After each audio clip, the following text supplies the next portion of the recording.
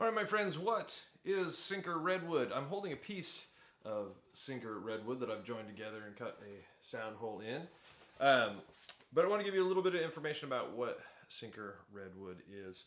It's old growth wood. Now, these days we wouldn't dream of cutting a beautiful, big, old growth redwood tree, but it was done starting around the 1850s, maybe even before that, in California, sort of along the Mendocino coast there. And these big, beautiful trees were cut. And in those days, they obviously didn't have heavy machinery to get logs out of the forest. So what they did was they took the logs, pushed them, rolled them into the river in Mendocino. There's a river called the Big River that flows from the local foothills out to the beach. And what they did was they'd float the logs out to the beach. They'd either drag them up on land and mill them there, or they would put them on ships and send them to San Francisco. But what happened was when they pushed those logs into the river, a good portion of them sank. Especially the bottom portions of logs have the most moisture content in them. And so at some point they become heavier than water and they sink to the bottom of the river. Or lighter logs were just sort of pushed down and jammed in there in the mud and the muck and never got back up.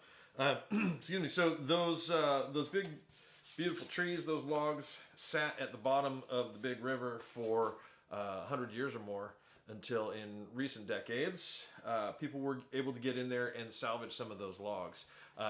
These days, there's still logs out there, but permitting to get the logs out has become really difficult. So it's sort of a limited supply of this very interesting wood. What happens is when those logs stand underwater, you'd think they get waterlogged and just rot, but they don't. Redwood's really tough and resilient wood. But what does happen is the wood sort of absorbs some of the silt and the minerals in the water, and you get a lot of interesting coloration like this.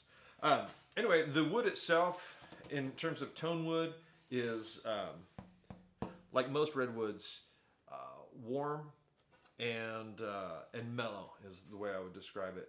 I've got a guitar here by my side that has another piece of Sinker Redwood on it.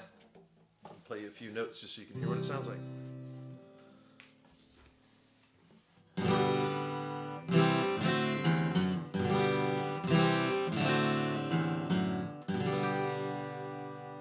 Well, there you have it, friends. Sinker Redwood.